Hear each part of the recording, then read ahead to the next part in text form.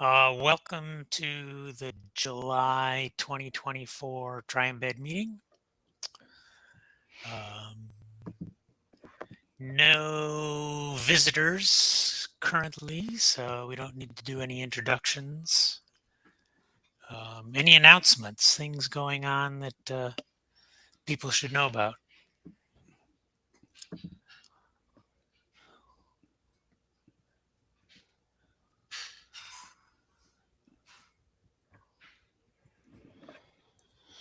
I don't know of anything. The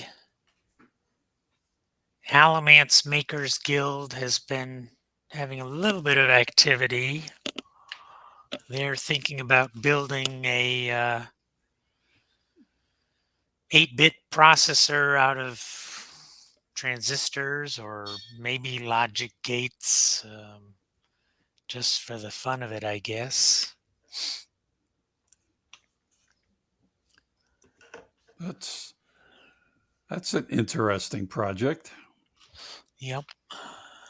It's an interesting idea of fun. Yep. It's been done before and relatively recently, so but I guess they're trying to understand how things work. We mentioned earlier the Forge initiative decided not to renew their lease on North Salem Street in Apex. They are in the process of moving everything from that facility into some storage units.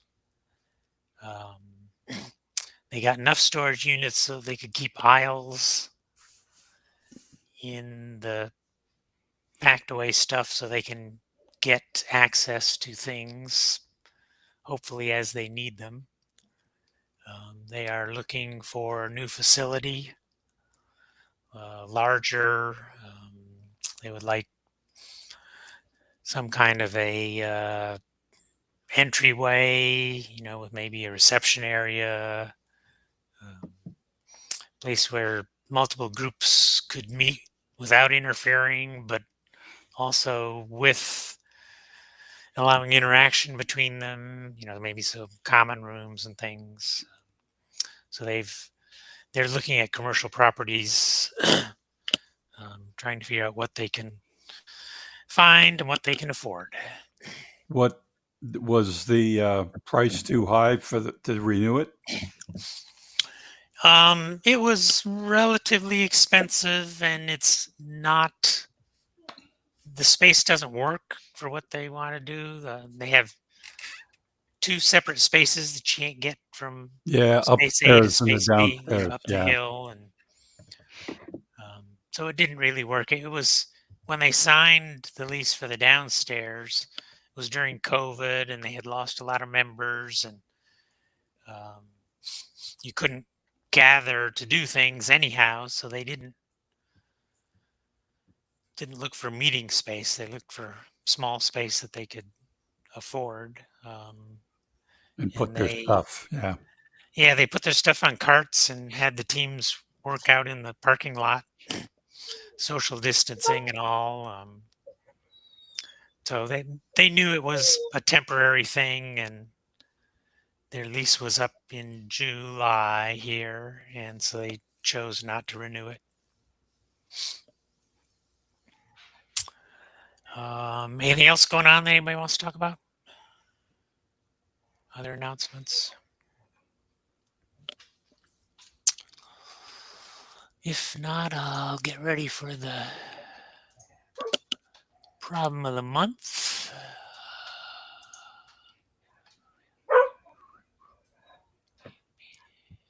Share.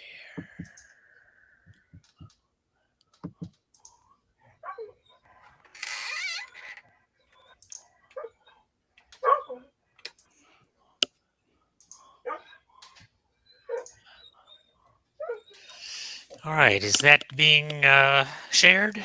Yep, I see it. Okay. Should be recorded if it's on my screen. On my screen too.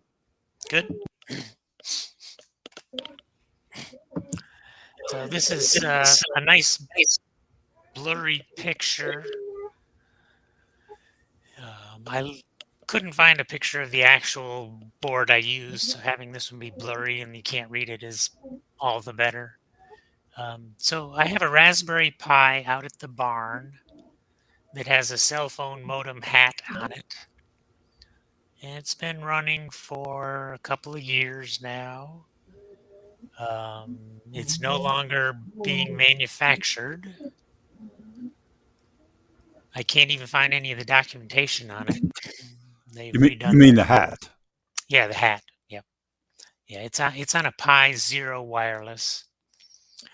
And so my cell phone modem is locking up periodically. There's a status light that is supposed to be on when it's running. It has a soft switch for powering on and off, and that doesn't do anything. There's a switch for doing a reboot. That doesn't do anything. The only thing I've found that fixes it is doing a full power cycle.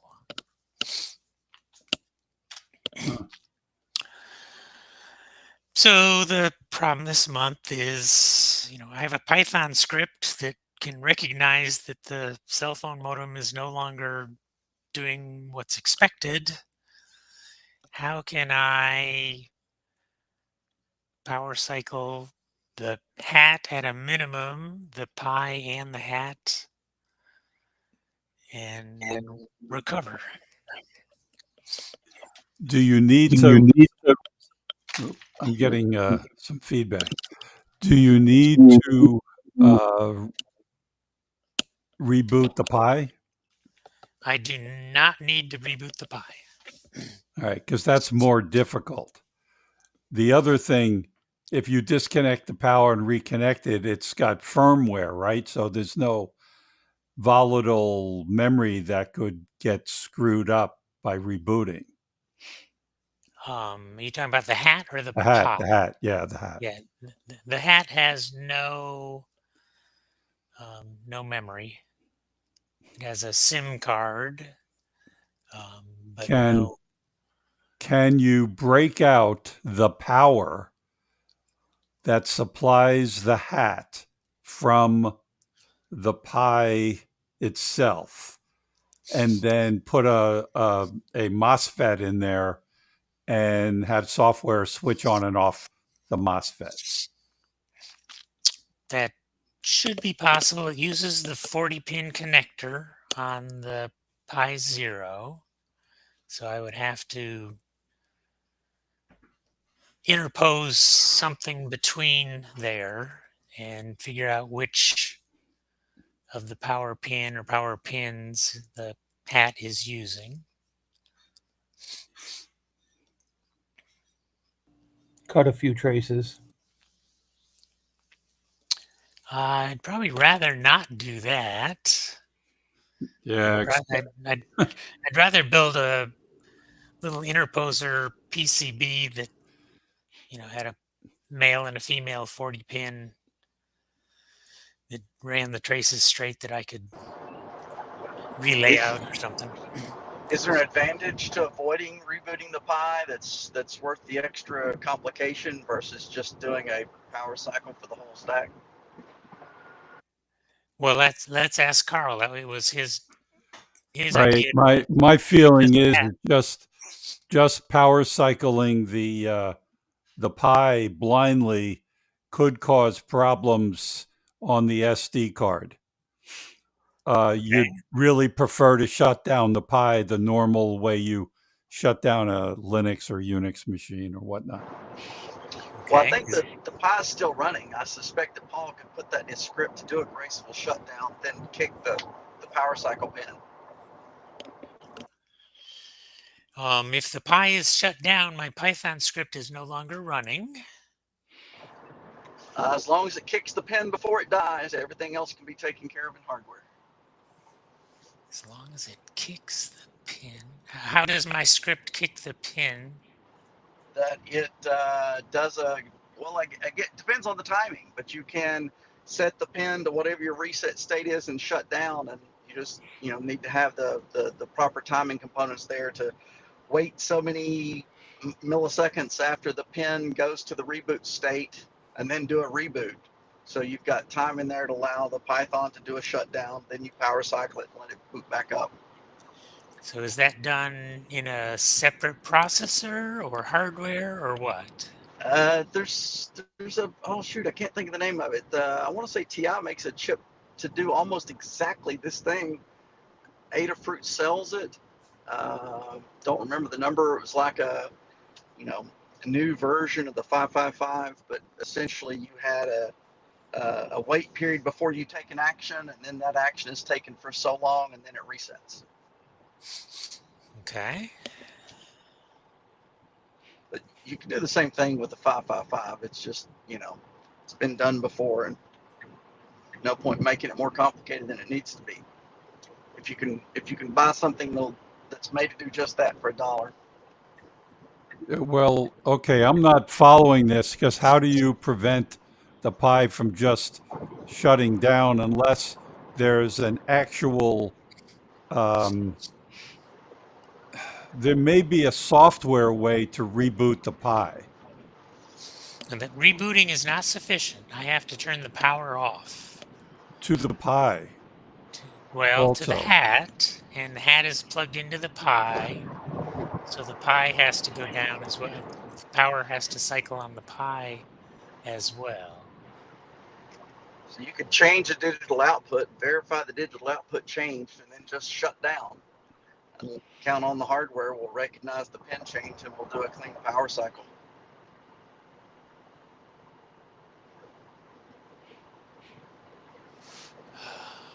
So I'm trying to think where What's the I'm part fine. number on that hat?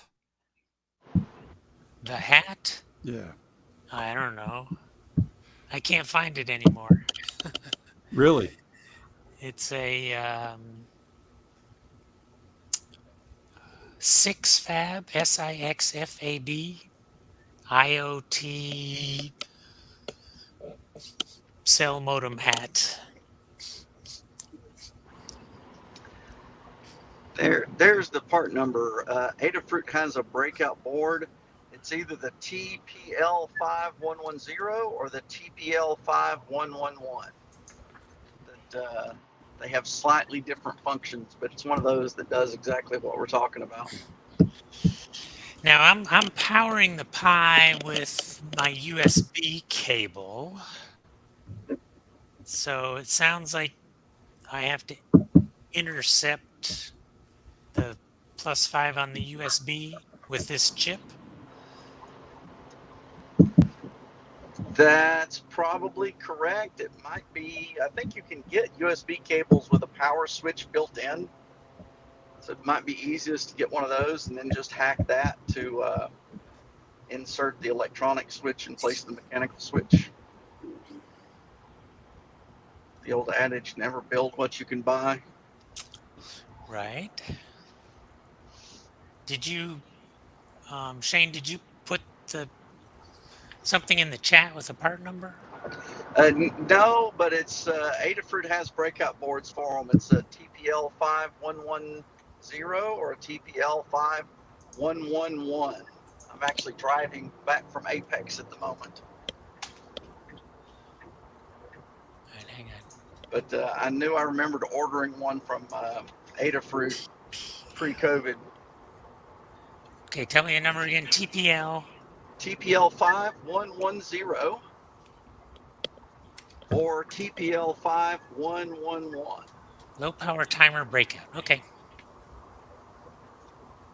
And I don't remember the subtleties and the differences between the two, but Yeah.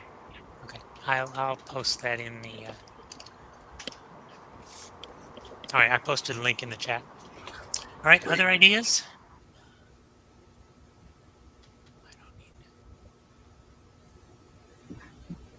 I still like the interposer idea. Okay.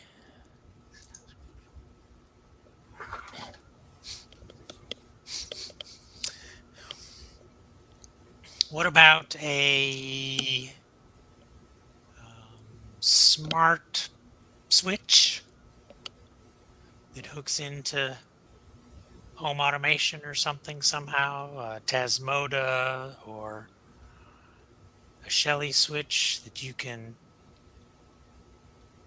talk to turn the power off and turn the power back on of my USB power jack thing, power supply thing. We were just talking about this. I don't know if it was the other meeting last week with you guys or with another group I'm with, but those surge suppressor uh, strips or Power strips. power strips. Yeah. There's one that from APC that's got like the rounded back to it, that's got enough room in it to fit that 8 relay board, and then you can feed a WizNet 32 on there or something, something cheap, and you could drive it remotely over the network, and you can turn any of the 7 plugs on or off, and you'd have an an eighth plug that you could operate the relay to do something like turn on and off a signaling device or what have you. But I've got one of those running in my so I can remotely turn my network on and off or my modem on or off. Just every now and then they lock up, and it's nice to be able to power cycle them. And I don't want to go up 2 different flights of stairs to go up and try to bug with it. Right. TriEmbed or a similar manufacturer has one that has at least I want to say it's at least 3 channels that you can switch over Wi-Fi. It's all built in and pre-made. Okay. I can't remember specifically if it's TriEmbed, but it's someone who makes the little modems and things like that. So how can I control it from my Python script running on the Pi that is shutting down when you and don't have has Wi-Fi? I do have Wi-Fi. Oh, okay. So Wi-Fi is separate from the Pi, so the Wi-Fi does not power cycle. I do have a couple of Arduinos, ESP8266s that are, monitoring temperatures and Can the whatnot. Pi send a command over Wi-Fi? If it's alive, it can. Well, most of those internet connected things that you can configure what the thing does when it's triggered, and I think that some of them you can set it to turn on and stay on for so long and then turn off, on for 3 seconds, off for 3 seconds. Yep. If it can do that, then the Pi could say, please power cycle me, and then shut down and wait for the power cycle. What? Actually, an automatic shutoff from a certain period of time of no activity would be available, and then usually you have a watchdog, retweak it or restart its timer. I've got something like that running a soldering iron automatic shutoff. What constitutes activity for a soldering iron? A human push the button switch, a similar switch to what chess players use. Okay, so you have to keep pushing the button to keep the iron going? Yep. Yeah. It's basically on a 15-minute timer, so you have to make sure you hit it within 15 minutes. Okay. What I do for that in my lab, when I turn the lights out in the room, the power to the soldering iron goes out.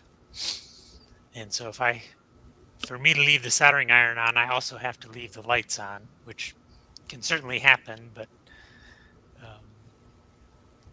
generally, if I forget to turn the soldering iron off, when I turn the lights out, it goes off.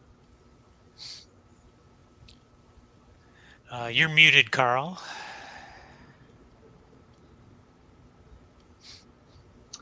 It's TP-Link that has the Wi-Fi power strip. If your soldering iron shuts off when it gets dark, or do you have it connected some other way with the light switch? So I have Sonoff 31. SON.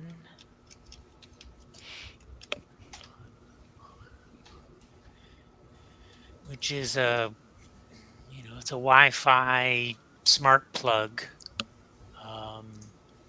I replaced the firmware with Tasmota. I know I've talked about Tasmota previously, but it's an open source firmware for those kinds of IoT switches and light bulbs and motor controller things for making screens go up and down. And so when I turn the switch off for the light, that's actually a soft switch in the wall that goes to a device running Tasmota, and it sends commands to a couple other outlets that have lights plugged in and the outlet for the soldering iron, and tells them all to turn off. And 99% of the time, they all agreed on doing the same thing. Sometimes there's usually a delay, so you turn one and the top, the room light goes out, and then the other light goes out, and occasionally one of them will somehow miss the command and will stay on. So I guess it's possible that my soldering iron could stay on if I happen to not turn it off and the device missed the turn off command. Yeah, the reason I asked is because if you're doing it by darkness, then obviously it may not work during the day. Right. No, it's not by light intensity. It's by the status of the wall switch. Right.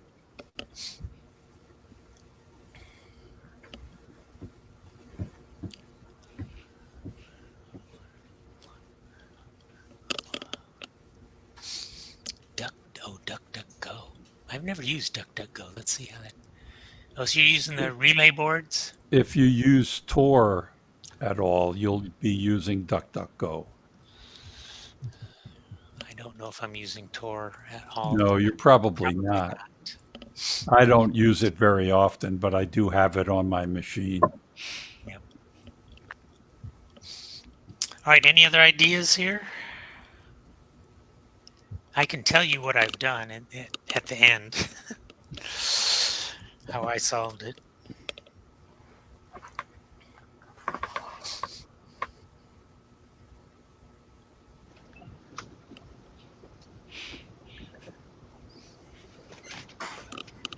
Yep. I don't have anything else on that. Okay. Yeah. So were you I was going going to to say say if you have something? if you have a timer relay that's set to timeout and power cycle after 5 minutes, and you could run a digital output line to it that says no, don't reboot, no, don't reboot, no, don't reboot, and then if the modem locks up, you just skip the don't reboot and it reboots in 5 minutes. Okay. You could use the modem to send yourself a text message to your email account. The modem isn't working. Well, That's the that's the problem. point. As long as it's working and you're getting a text message, then don't reboot. Just I send see. yourself a text message once a minute to let you know that it's live. Yeah. Detecting that it's not working is not a problem. It uses the AT command set over a serial line, and when you say AT and it says error, you know something's not working.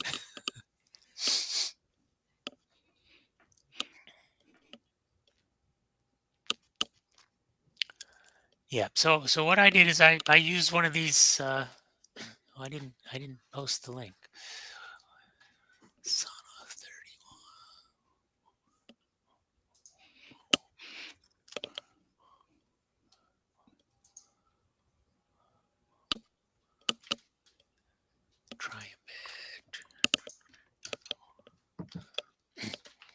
So here's one of these on-off plugs, and it's running Tasmoda.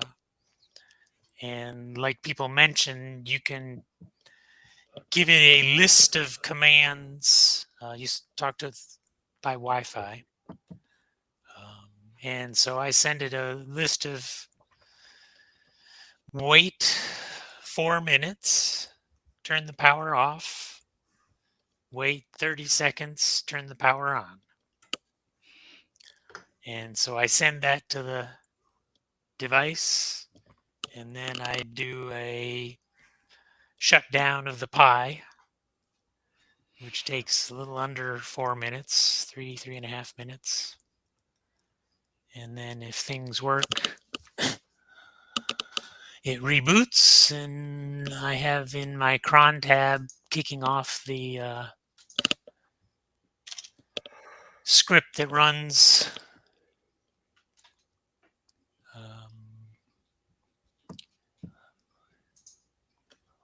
So I am going to share my screen again. So it kicks off the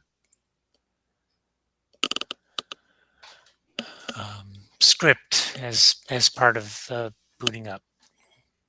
Share entire screen. Share.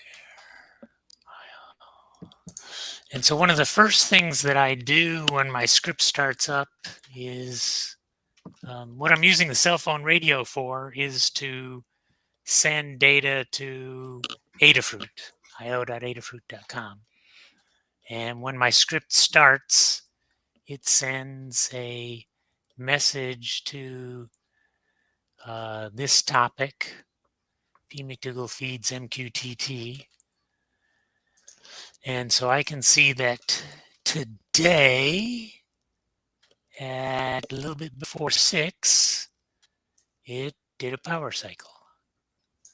And on the 4th of July, at 5:40 in the morning, it did a power cycle. On the 1st, it did 2. This one's kind of interesting. It did 2 here within 4 minutes of each other. Here's another one that are within a couple minutes of each other, 20 minutes. This was about when I put in the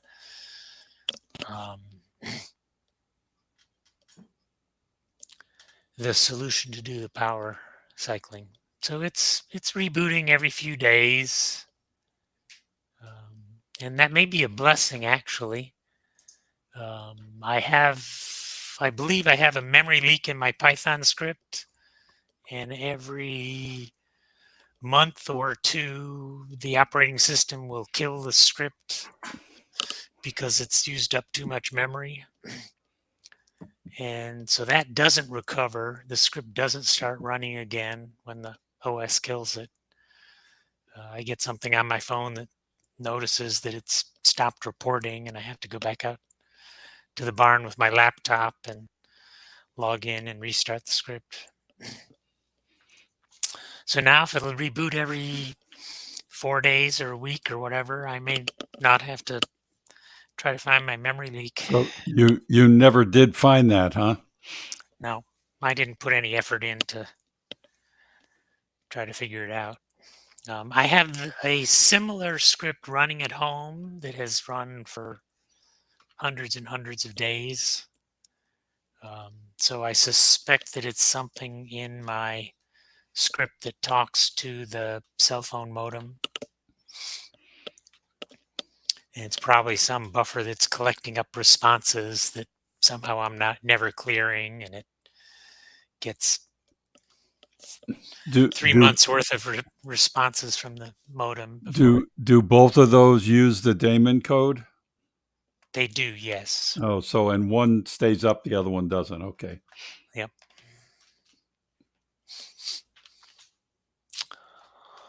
All right. Well, that's the problem of the month. We can now go to show and tell. Has anybody been doing anything fun?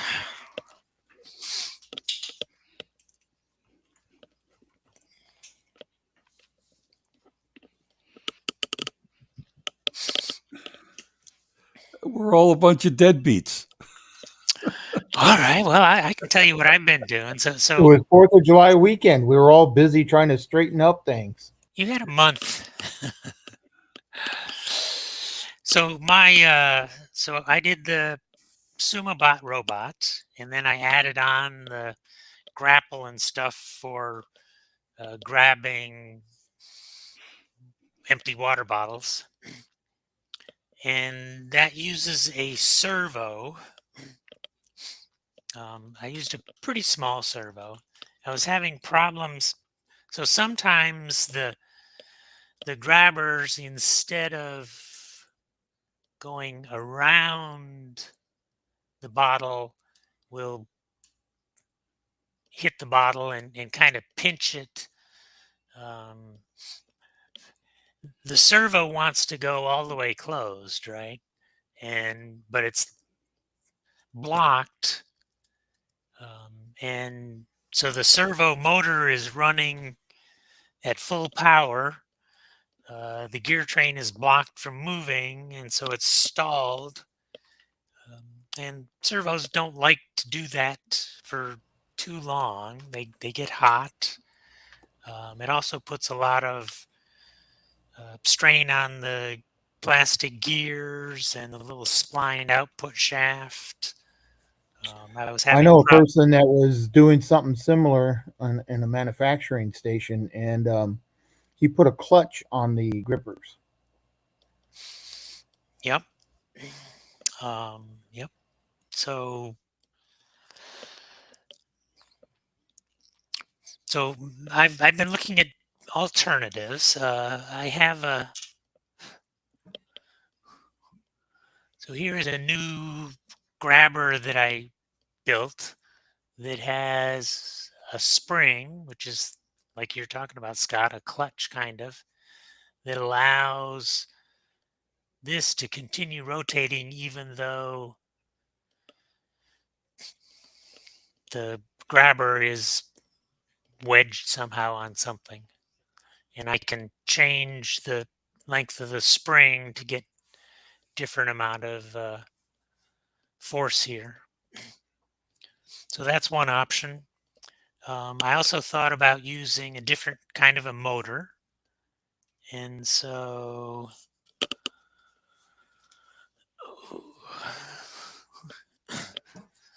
here is a new iteration of the chassis of my robot with a stepper motor. This is a real cheap, low-powered stepper motor you can get from Amazon for a couple of bucks. So I've got that running, but it's really slow. It takes about a third of a second. Is that right? No. It what was it? You can go. Takes about 3 seconds to go 1 RPM. 3 seconds to go one. To go 1 revolution. So that's 20 RPM max speed. The servo is much, much faster. It's probably hundreds of RPM. But I was going to say a stall motor is another option, and yet it too will be slow. Yep. So the stepper motor, when it stalls, it just loses a step, right? So my re-zeroing of my home position I would have to compensate for, but it's not going to energize the coils constantly and burn it up. So I thought of using a DC motor with a little H bridge. I've also purchased some servo clutches. So I just bought a new servo from Amazon. The servos I was running are real cheap. They're SG90s. I think you can get them for about $2 or $3 a piece. This one was more like $16. It's got a lot more torque. Here is the clutch. It goes on and has some kind of a spring inside of it. I think it's much too tight. I can imagine crushing the water bottle if before the clutch actually moves. But RC race cars that bounce around and they jump up in the air and they land and torque the wheels and put pressure on the servos. That's what this clutch is designed for. It moves a little bit, so it can take shock loads, but I don't think it's quite what I want. And then I have another thing that I ordered. Let's see. Paul. Yeah. What was that servo you ordered? $16 servo? Look up SG90. Oh, the one I ordered. Yeah. The one I ordered is a 3518 SG from High Wonder. 3518 SG. And this one may have actually been a little bit more. They have like a 20 kilogram, a 25 kilogram. This is their 35 kilogram. And they make a 60 kilogram as well. I was looking at one and decided to bump up to the next level because the one I was looking at was a little bit slower. This one I think does 180 degrees in 0.13 seconds.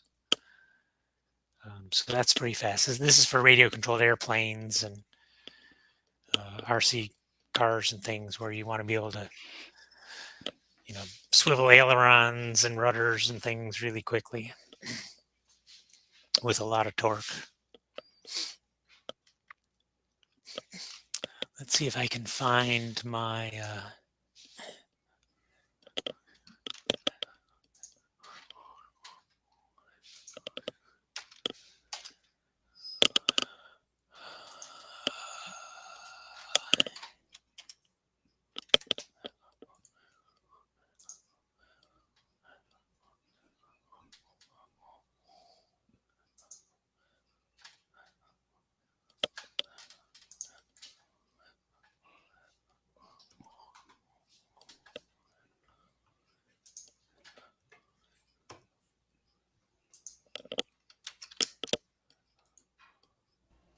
Sounds like it's raining at somebody's house.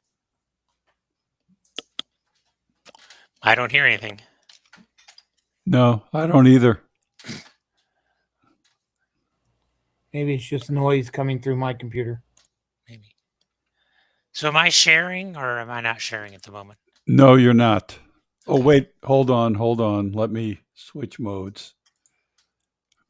Yeah, I'm not. No, you're not sharing. Oh, now you are. Yeah. So this is the other little one that I bought. I used to use these when I did model airplanes. Okay.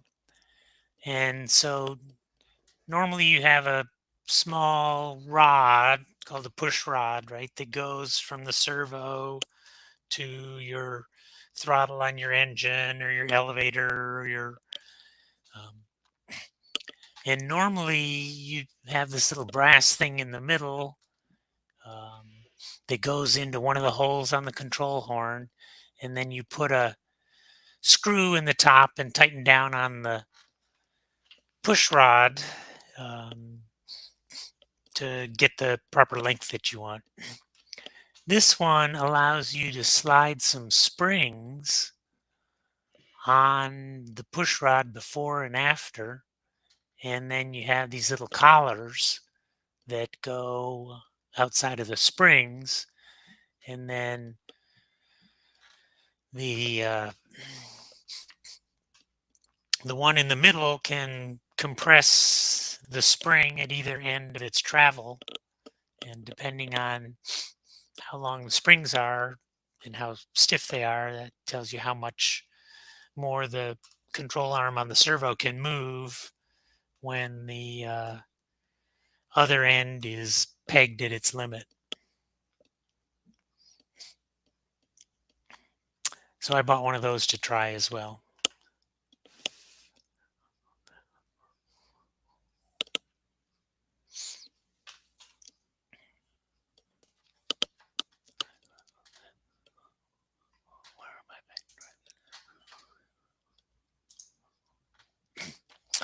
I don't really have any use for this robot at the moment. The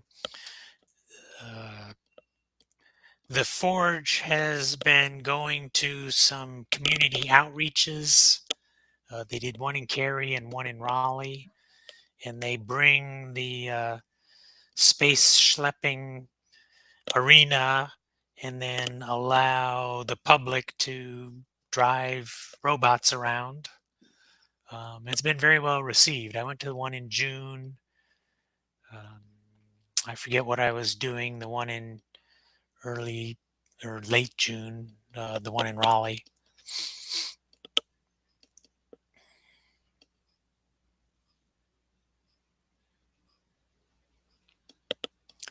So having it working is worth doing, and it gives me something to do. Although I've got many projects that are 80% done and need further attention.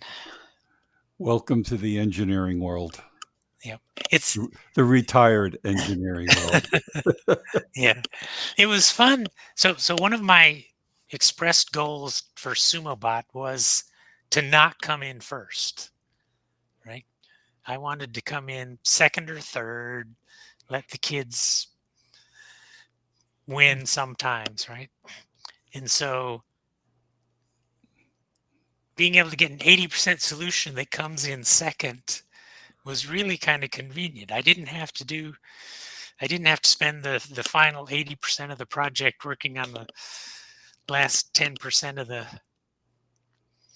of the stuff, right? I was able to do the first 80% and then call it quits. That's a good thing. Yeah. Let the kids win. Yeah. So I came in second in SumoBots, and I came in tied for second and third in the space schlepping. I think you were muted earlier, Richard. Did you want to say something? No, I was just trying to make a note of the servo. I haven't messed with them for a long time, but I used to have a problem getting servos that seemed to do what I wanted them to do. I think I was just getting too small, cheap servos. Okay. So I was looking for a decent servo. That's all.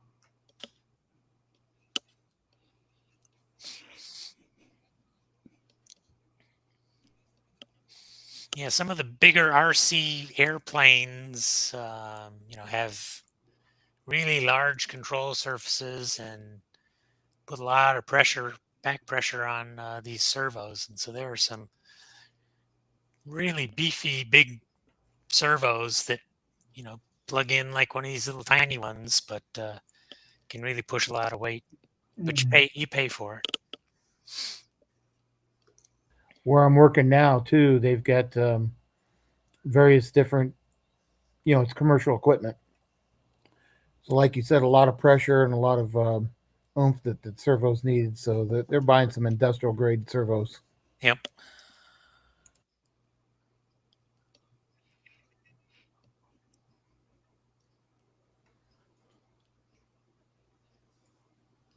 I saw this great video of a guy who was shooting off a rocket. He had the GoPro mounted up by the nose cone, and you could see him servoing the various fins. All four fins were controlled, and he purposely did 90-degree rotate, went up a little bit, 90-degree rotate, went up a little bit, 90-degree rotate, went up a little bit, and then he reversed 270 degrees back to the original again. Oh, cool. thus servoing the various fins to just show he can control them. And was that done manually, or was that done with No, altimeter and gyros and stuff like that? altimeter, gyros, and self-contained programming, so he didn't have to Yeah. remote connect to it or anything. Okay. Was his first name Elon? No, Did this was actually a part of the rocket championships that went off in the Midwest here about a month and a half ago.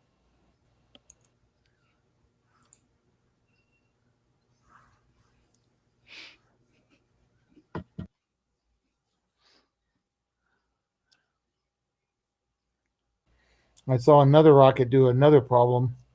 It went up about 25 feet and then exploded, and it melted the parachute, so it couldn't even recover itself. It came down with a pretty good crash.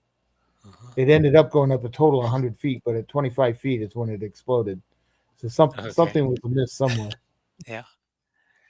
Did everyone see the Chinese rocket that was supposed to be a static test, but it escaped and went up into the air unexpectedly, and so the computer killed it, and it tumbled over and crashed into the countryside?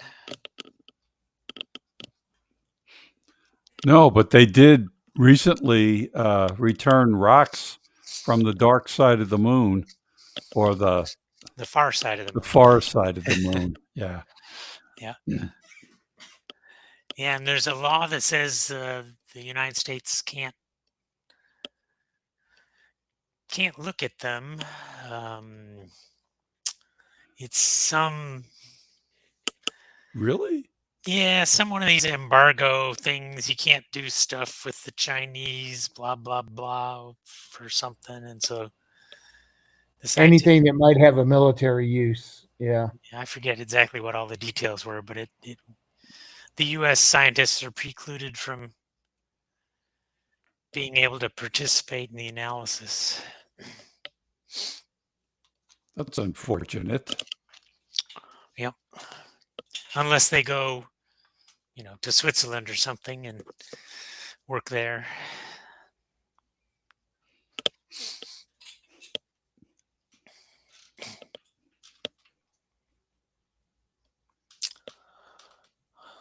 Well, Isn't there something too where the Chinese are not able to participate with the ISS, and that's why they're putting up their own?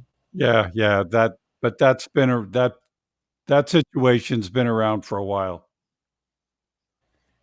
But I think it's the same treaty that Paul was referring to.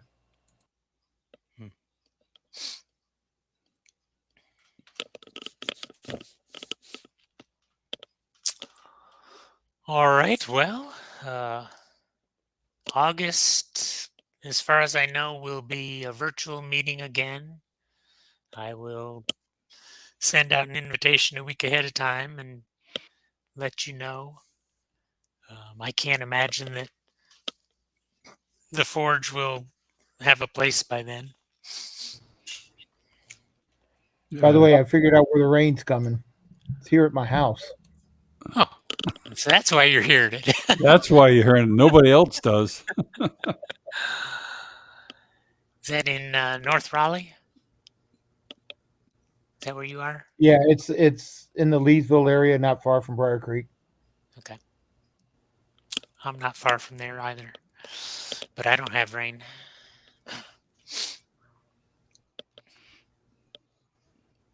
I can only hope it's coming our way. I'm in Clayton.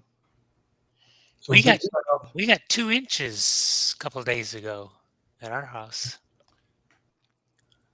and then a 1/4 inch yesterday, and I don't think we've had anything today.